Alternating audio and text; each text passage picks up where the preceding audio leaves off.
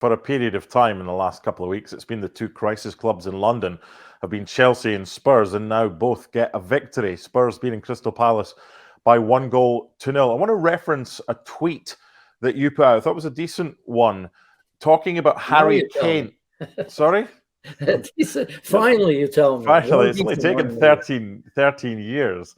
But it's spot on. And maybe people don't realize the involvement. Your tweet was basically Harry Kane involved in the goal that he scores before he scores the goal. And how many times does that actually happen? Because so often he'll pick the ball up, whether he's deep, and he'll be involved in the move that leads to the assist for his goal. And people talk about him as a goal scorer, understandably so. He's a world-class goal scorer. But maybe he deserves a little bit more credit for his setup play, his awareness, and the number of goals that are created by him, ultimately for him later in the move. Look, I mean, he's super intelligent in that, right? Because I think you and I maybe have talked about this a little bit early in the season, because the way he changes the point and plays it wide, I mean, obviously he wants to give himself a chance to get into the penalty area, right? You never see him when he goes deep to try to kind of play these balls short, unless it's in a combination play and they're penetrating with human Son or whoever else it may be. So obviously that changed the point of attack. As the ball is in flight or travels, he's got a chance to open himself up. And Pedro Porro gave him a great ball. I was almost joking, because I had another tweet waiting, but I don't think it'll ever happen, because next, he's got to go to the next level, cross it to himself.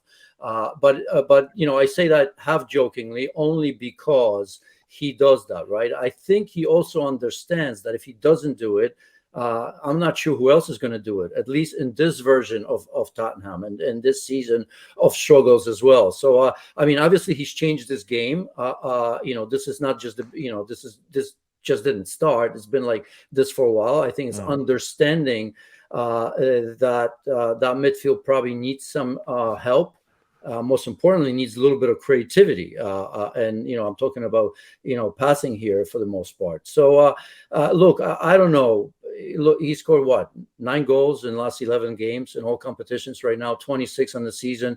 As I often say, it's hard to compare that to Erling Haaland, but given the two different teams that these players function in, that 26 goals almost seems like, what is it now, 35 or at least 31 or 32. So if I had to summarize Harry Kane, this is exactly that stat, because Erling Haaland, obviously, the crew around him is a little bit different than the one of that he has at Spurs.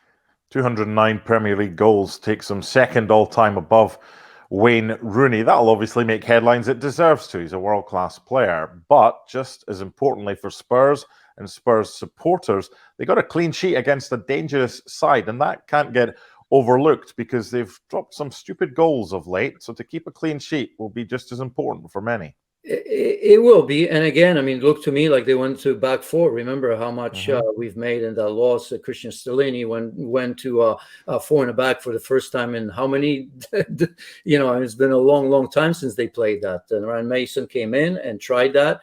And so I suppose it's good. I mean, couple changes, obviously. Longley coming in for Eric Dyer, who's been underperforming tremendously there.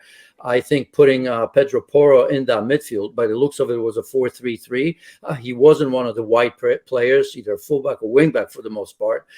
So I think, obviously, that probably helped, because if you look at Højbjerg, Skip, and Porro, those are 3 midfielders in there to perhaps protect their defense as well. So I suppose Ryan Mason wasn't afraid to make that mistake, for which Stellini was hammered by just about everyone. Yeah. In the other game, Wolves beating Aston Villa by 1-0.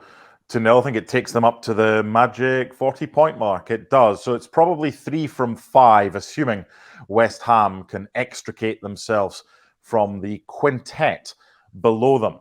Well, and just quickly, because I think we're going to be here in terms of relegation until the end, because nobody wants to separate themselves from everything. So, I mean, when we're talking about Leeds, one important point, I think, was that, they lost, but that 1 goal may go a long way, right? Because I think brings them level and goal difference with Everton.